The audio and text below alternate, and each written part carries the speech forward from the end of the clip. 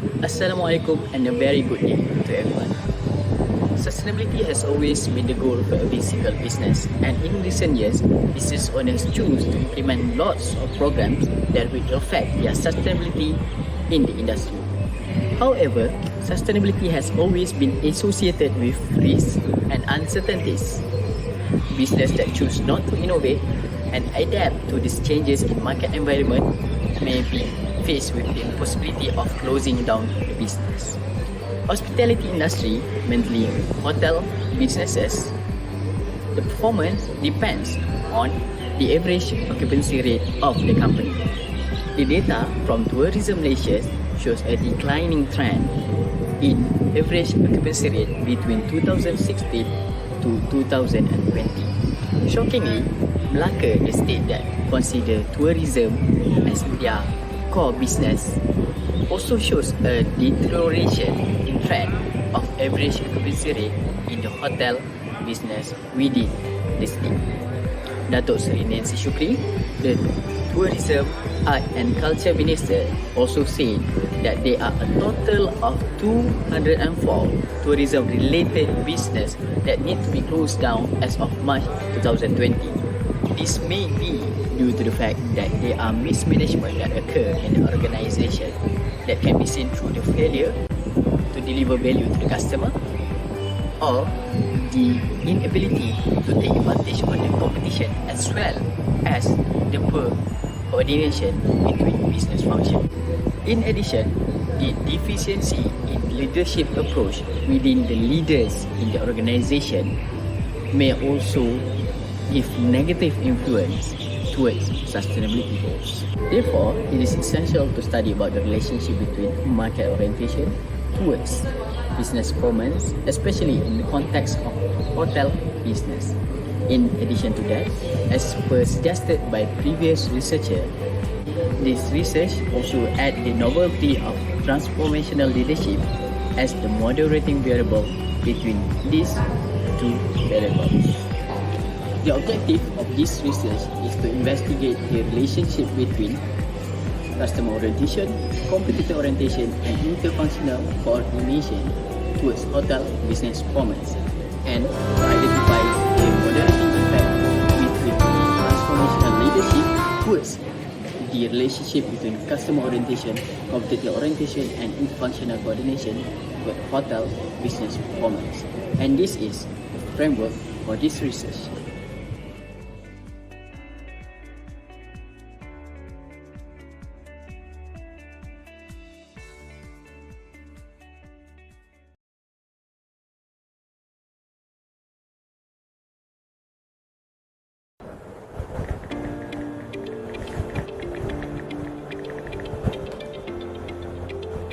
Assalamualaikum warahmatullahi wabarakatuh. My name is Nurul Huda binti Jamni and I'm a postgraduate student from UiTM Permatang Pau. Currently, I'm doing PhD in Business Management. So today, the topic that I'll be presenting is on the linguistic style accommodation in social media page posting towards customer engagement during pandemic. Social media has become an integral part of the marketing communication and have changed the way that brands and customers interact with each other. Presently, it is common that brands create social media page accounts such as Facebook brand pages, Instagram or Twitter to regularly interact with the customers by creating interesting posts, so that the customers can actively engage with them, network with them by sharing, liking and commenting on the page postings. This is because the customer engagement is vital for the sustenance, growth and survival of the businesses. The spread of COVID-19 has led government to take drastic actions. For example, like lockdowns and also restrictions on most community activities has been a big surprise, especially for the many sectors like micro, small and medium-sized enterprises as well as the startup players. So for example, there is one survey conducted by ILO. It has shown that 70% out of 571 enterprises has stopped their production due to the pandemic.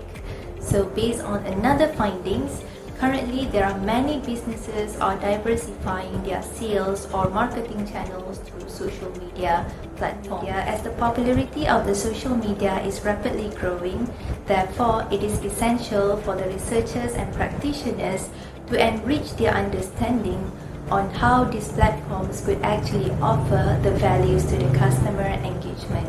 According to Padma, the implementation of physical and also social distancing during COVID-19 has an implication towards the shifting from conventional to online businesses activities. So this means the ability of businesses to diversify their product from conventional to online businesses is very low, especially in the aspect of linguistic styles on social media in order to deal with the market changes. Drawing on communication accommodation theory CAT, I propose that by adapting to general social media linguistic styles, namely emotionality, complexity, and informationality in brand posts could actually enhance the customer engagement, and it is also a practical approach in order to understand what is the influence of linguistic styles on brand selection, and is there a mediating effect of brand selection in the relationship between linguistic style and customer engagement.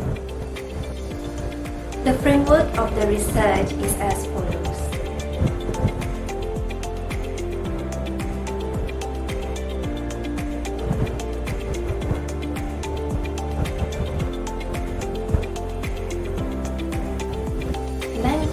Indeed affects the result of brand customers' communication on social media. Cited from Jacqueline and Gregory, where they have found that language used by businesses in their communication with customers on social media impacts the customer's trust on the brand. So, in addition, in another research, it has also discovered that language accommodation in social media pages positively impacts the communicators' involvement and therefore, it is reasonable to assume that language accommodation in brand posting could positively influence or affect the customer engagement.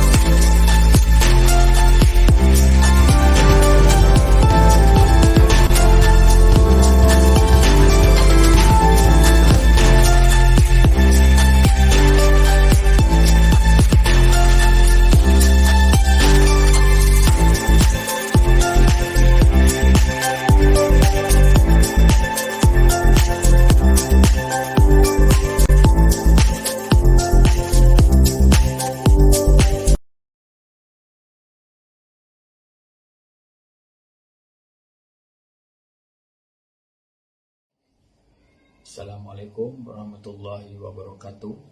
To our respected lecturer, TS Dr. Samsudin bin Wahab.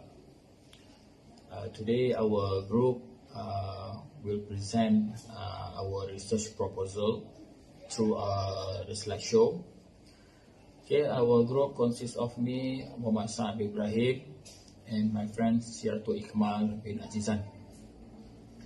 Okay, ladies and gentlemen, for your information, our group research proposal topic is the determination of leadership effectiveness factors among the MBSB staff. Okay, section 1, the introduction. We will conduct a research in Majlis Bandaraya Seberang Perai, MBSB. By having a huge number of employees, it for sure can't avoid from receiving a complaint from internal and external side. Okay, the scope of this study is we will conduct research among the MBSB staff especially. So we will find out about their perception or their opinion regarding the leadership in their workplace.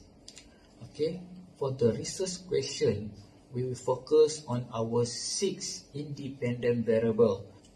Okay, the research hypothesis also will touch on the 6 independent variables, and the detail you can see in our research proposal report. To the second section, which is research issue. In our proposal, we highlight here the 4 issue that we think will can be highlighted and can be put some treatment on that. First is customer complaint. We want to explore on how the leader in MBSB handle a customer complaint. The second is customer satisfaction, how they find a way to satisfy their customer or client. The third is bureaucracy, about the internal procedure in the MBSB. And the fourth is employee satisfaction. This is important for the leader on each department to think, to handle and to manage the employee well. Next is research gap. Research gap is a question or a problem that has not been answered by any of the existing studies or research within the field. Okay, in this proposal, we explore on the leadership effectiveness, and we find out that in this field, it's the lack of collaborative effort between academia and practitioner, and leadership theory and research lack of sufficient attention to strategic issues, interpretive process, and the moderating role of situation. We'll continue our presentation, which is the research objective. So I will highlight about 3 objectives here. First, to investigate the relationship between the independent variable and the dependent variable. The independent variable contain of protective and responsible, problem-solving skills, critical thinking, courage, participative, and motivation. So the dependent variable is the leadership effectiveness. So we will highlight of the emotional and the behavioral of the MPSB staff towards the leadership effectiveness. The research question number 2 is to investigate the level of employees' satisfaction towards their leader. Research question number 3 is to figure out the ways to improve leadership effectiveness among the MPSB staff. So we want to improve the leadership effectiveness among the MPSB staff. I will continue the research framework of our proposal, which is contained of independent variable and dependent variable. So the independent variable is courage, participative, problem solving skills, motivation, protective and responsible, critical thinking. And the dependent variable is factors influencing leadership effectiveness. The research framework is to determine the relationship of leadership effective with the teamwork ability, communication of the interpersonal skill, critical thinking within the MPSP staff. So our main target of the population is the middle range staff of MPSP, as we were looking forward of the leadership and the management and their clique. This is the sample of our questionnaire. We want to collect the data of the effectiveness in the leadership towards the MPSP staff. That's all from us. Thank you.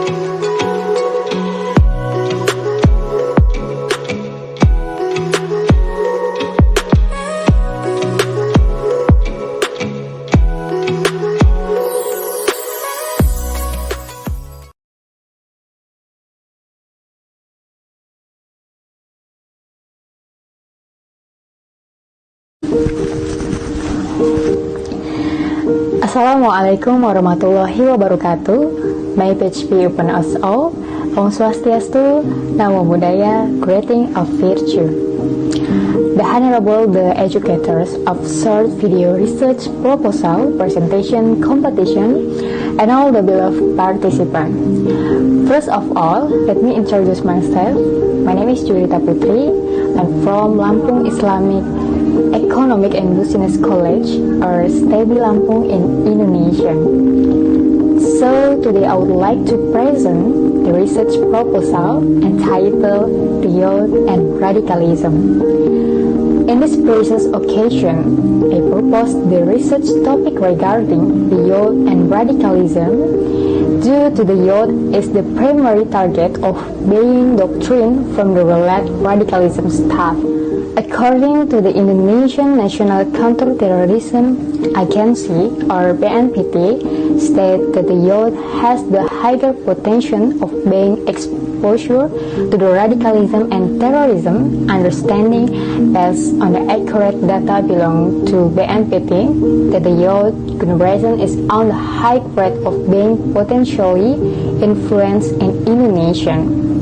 It means that the research and serious attention should always be conducted in terms of protection effort for the youth from being exposed to radicalism, which is so destructive due to the future of the nation and the whole world are on their hands.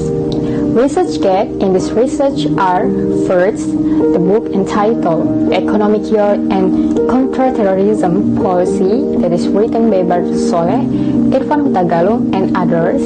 This book basically informs about the acts toward radicalism and terrorism which are written from the program perspective and economic activity that is basically and based on the research of files which are conducted and in that interview from more than 100 correspondents. And then second, the research entitled The Prevention Toward Radicalism, Understanding in Social Media. It is written by Sahrir Wais as the State of Islamic Institution Bengkulu that inform regarding the social media involvement from its role influencing the radicalism to the youth generation. And then third, the research that is conducted by Robi Zulahman, who is as the student of the Islamic State University of Sarif Hidayatullah, entitled The Millennial of Young Generation, that is informed regarding the radicalism that is conducted in terms of preventive toward radicalism, especially in South Jakarta region. Research objective.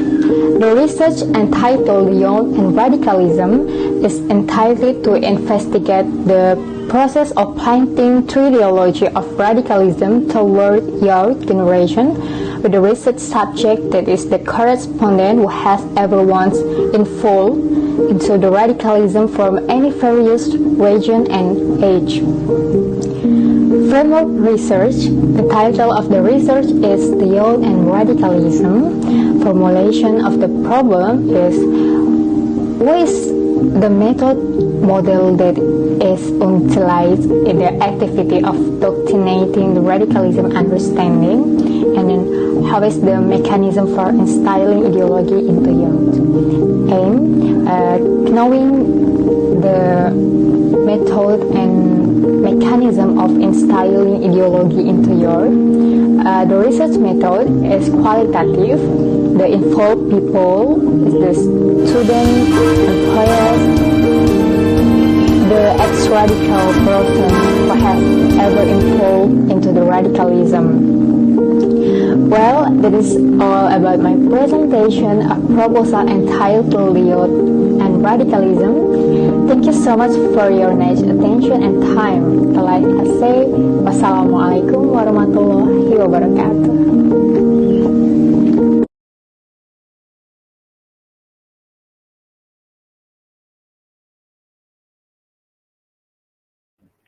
Assalamualaikum everyone. Hi, I am Zahida from ACS UiTM Shah Alam, and I would like to tell you guys my research proposal in 3 minutes time. First and foremost, I am doing the Sharia compliant advertising models in the traditional health product industry. Is that interesting, guys? Let's begin with introduction. Nowadays, the development of IR 4.0 has greatly changed the performance of industry, including the digital advertising. Ironically, when the technology can be source of business development, technology can also be used to manipulate consumer welfare. Hence, advertisement play an important role in influencing consumer habit and expectation in the context of society lifestyle. What the issue behind this topic? The moment of truth is the industry of traditional health product is still practicing digital advertisement that non-Sharia compliant with the aim of causing controversy and attracting public interest, or in the simple way they are doing a bad marketing strategy. With the evidence of a report from the MCMC 2020 in which Ministry has blocked a total number of 2,183 websites based on the complaints received from the public. Therefore, based on this outlined problem, a conceptual framework has been formed to determine the concept and approach on the focus of the research question to be conducted based on number one, the theory of sale and purchase agreement, and the number second, the IDA theory of advertisement. There are several objectives identified in this study. Number one, to explain the Sharia compliant advertising. Number second, to analyze the code of practice for the digital advertising of traditional health products in Sharia and current legislation. And finally, to develop a current Sharia compliant digital advertising model in the traditional health industry. Okay, now we turn to the methodology section. The study to be conducted is guided by number one, interpretivism research paradigm. Number second, a qualitative method. Number third, using phenomenology approach. Fourth, conducted a semi-structured interview. And finally, analyzed using thematic in the computer aided known as Atlas version 8.